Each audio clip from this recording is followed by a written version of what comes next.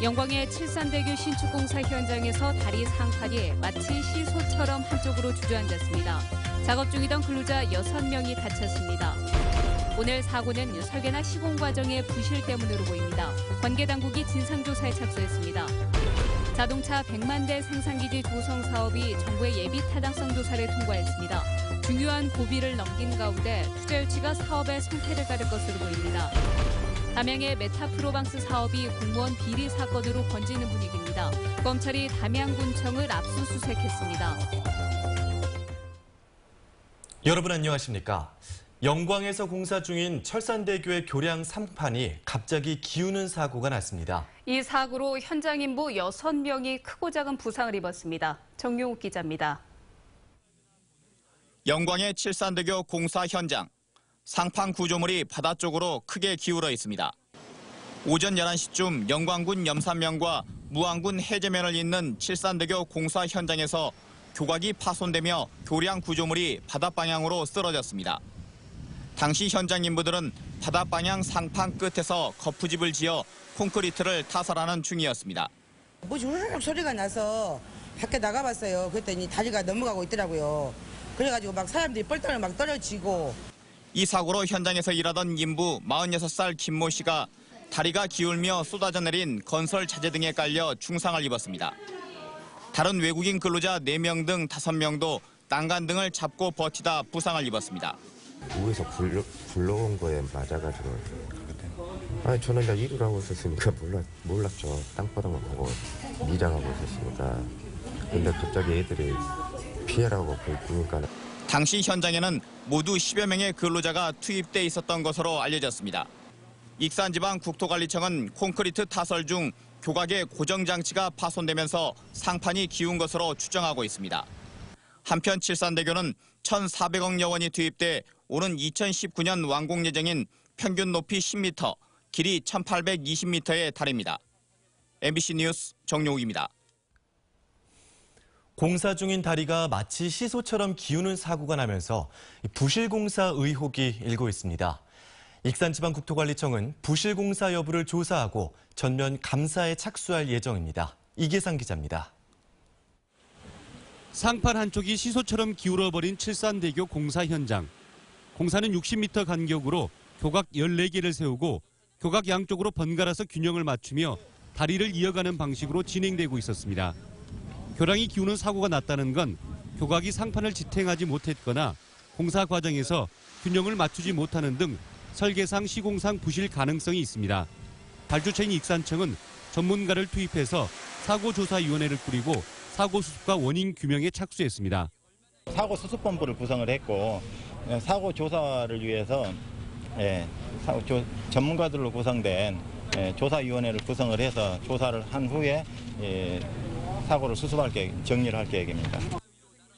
또 현장 작업자와 시행사, 감리업체를 상대로 부실 공사 여부를 조사하고 전면 감사에 착수할 방침입니다. 경찰도 부실 시공 여부를 가려내기 위한 수사에 나섰습니다. 사고 원인 규명에 일단 초점이 맞춰지면서 복구공사 착수 시점이나 복구 방법, 비용 등은 아직 가늠할 수 없는 상황입니다.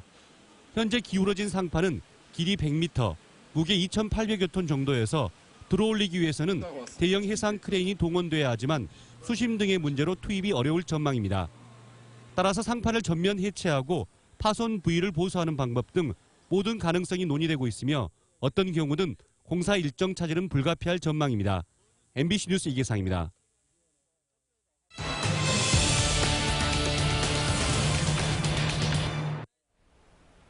광주시의 역점 사업 중 하나인 자동차 100만 대 조성 사업이 중요한 관문을 통과했습니다. 정부의 예비 타당성 조사 결과를 통과했는데 국책 사업으로서의 위상을 갖추게 됐다는 의미입니다. 먼저 김철원 기자가 보도합니다. 맞잡은 축이 자동차 100만 대 생산기지 조성 사업이 국비를 지원받는 국책 사업이 됐습니다. 기획재정부는 재정사업평가회의에서 이 사업을 추진하는 게 타당하다는 결론을 내렸습니다. 앞으로 2021년까지 5년 동안 국비 2천억 원을 포함해 모두 3천억 원이 들어가는 조성 사업이 광주 빅그린 산단에서 진행됩니다. 광주가 이제 새로운 제조업의 패러다임을 바꾸는 희망의 시대를 열어갔다고 생각합니다. 지난해 한 차례 무산됐던 타당성 조사가 정부의 문턱을 넘은 건 비용 대 편익 분석과 이를 포함한 종합 분석 수치가 크게 높아졌기 때문입니다. 사업비 3천억 중에서 2,300억 원은 기술지원센터와 비즈니스 센터 등을 세우고 인력을 키우는 사업에 쓰일 예정입니다. 나머지 700억 원은 친환경 자동차 기술을 개발하는 데 쓰이게 됩니다. 국비를 확보할 수 있다. 광주가 친환경 자동차 도시로 가는 데 대해서 타 시도보다도 선점했다. 광주의 자동차 100만 대 조성 사업은 국비 지원의 규모는 물론 정부의 예비 타당성 조사를 통과한 자동차 관련 사업 중 사업비 규모가 가장 큽니다. 광주시는 이번에 정부의 예비 타당성 조사를 통과한 건 울산과 경기도 등 다른 지역보다 광주를 친환경 자동차 도시로 육성하겠다는 정부 의지가 반영된 것이라고 설명했습니다. MBC 뉴스 김철원입니다. 자동차 100만 대 사업이 정부의 관문을 어렵사리 통과했습니다만 이게 끝이 아닙니다. 앞으로 할 일이 더 많습니다. 이어서 윤구수 기자입니다. 자동차 100만 대 생산기지 조성 사업의 핵심은 완성차 업체든 부품업체든 기업의 투자를 끌어내서 광주의 일자리를 만드는 겁니다. 그동안에도 광주시는 국내외 완성차 업체들의 투자 유치를 추진했지만 아직까지는 중국의 조일용 자동차만 투자를 약속했습니다. 그런데 100만 대 사업으로 친환경 자동차 분야의 미래 유망 기술과 전문 인력을 갖추면 기업이 투자할 가능성을 높일 수 있습니다. 또 하나의 유인책은 노사민정 대타협을 통해서 적정 임금의 일자리를 만드는 광주형 일자리 모델입니다. 4천만 원 정도 전후의 임금을 받더라도 5, 6천만 원 정도의 임금을 받는 정도 수준을 갖출 수 있는 광주형 일자리에 더욱더 매진하도록 하겠습니다. 자동차 분야의 고임금 구조를 바꾸면 대기업들이 해외로 눈을 돌리는 대신에 광주에 투자할 거라는 기대가 담겨 있습니다. 이른바 노동개혁을 추진하고 있는 정부도 광주형 일자리 모델의 성공 여부에 관심을 나타내고 있습니다. 한편 박근혜 대통령의 공약 사업으로 출발한 이 사업은 정부와의 협의 과정에서 총 사업비가 당초 8,300억 원에서 3,030억 원으로 반토막 났습니다. MBC 뉴스 윤문수입니다.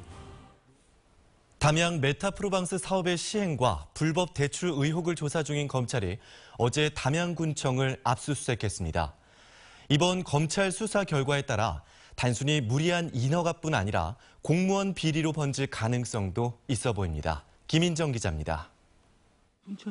검찰이 압수수색을 실시한 곳은 담양군청 사무실 3곳과 모 간부 공무원의 주거지와 차량입니다. 검찰은 이곳에서 메타프로방스 사업 전반에 관련된 서류와 컴퓨터를 압수해 분석 중입니다.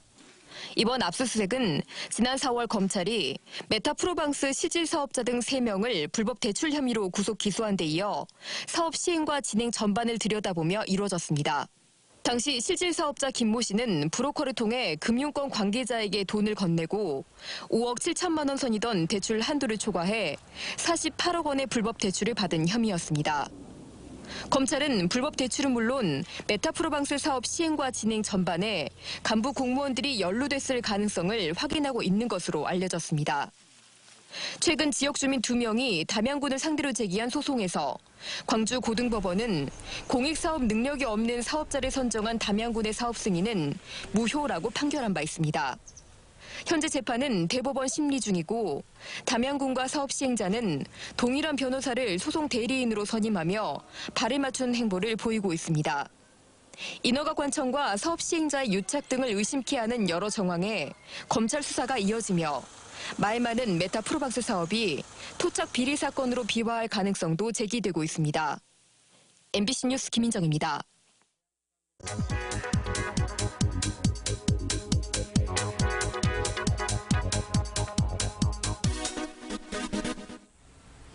(119) 희망보험을 아십니까?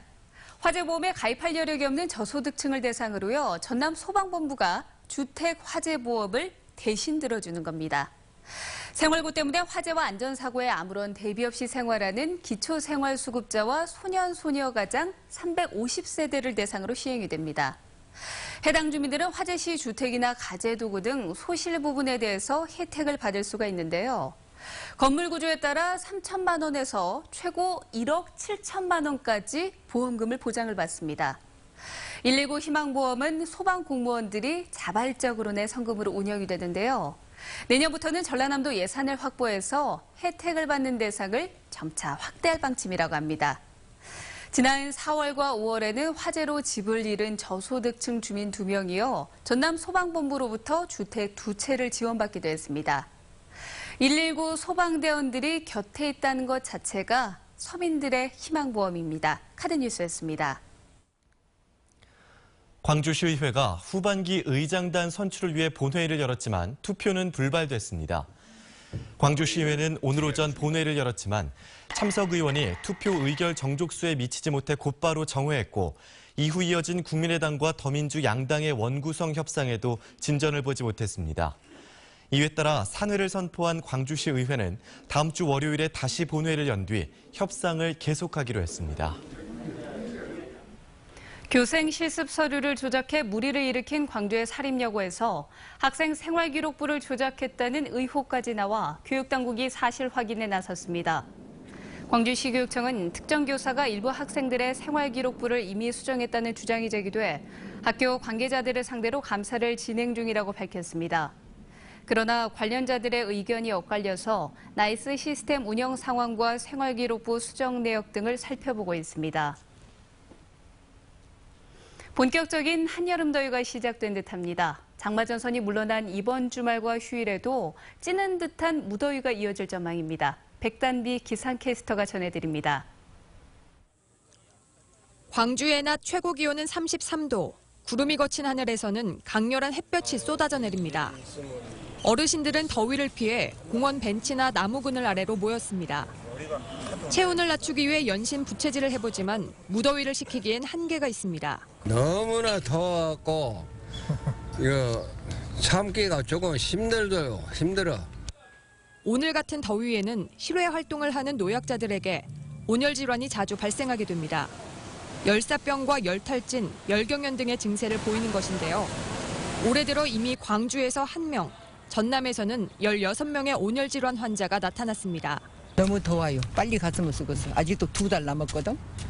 여름이 2달 남았어. 근데 잘 견뎌야지. 광주를 비롯해 나주와 순천, 구례 등 전남 대부분 지역은 이틀째 폭염주의보가 계속됐습니다. 주말 휴일에도 낮 기온이 30도를 웃돌면서 폭염특보는 유지될 가능성이 높습니다. 폭염이 4, 5일 정도 지속이 되면은 노인이라든가 어린이들은 건강에 장애가 있을 수 있으니까요. 물을 자주 주시고 가능하면 외출을 삼가하시면 좋겠습니다. 한반도를 향해 북상 중인 1호 태풍 네파탁은 월요일쯤 광주와 전남 지역에 영향을 줄 것으로 보입니다. 이번 주말 중국 내륙을 지나면서 세력이 약화될 것으로 보이지만 강한 바람과 함께 많은 비가 쏟아질 것으로 예상됩니다. MBC 뉴스 백단비였습니다. 빛가람 혁신도시를 조망할 수 있는 빛가람 전망대가 정식으로 개장했습니다. 빛가람 전망대는 혁신도시 중앙호수공원 뱀해산 정상부에 20여 미터 높이로 세워졌고 이번 주말부터 모든 시설이 개방됩니다.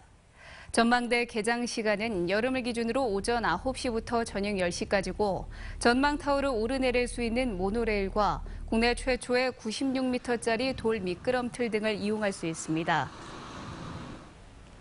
빛가람 혁신도시에서 둥지를 튼 국립전파연구원이 개원 50주년을 맞아 기념식을 열었습니다. 빛가람 혁신도시 본원에서 열린 기념식은 대한민국 전파 으뜸이라는 주제로 마련됐습니다.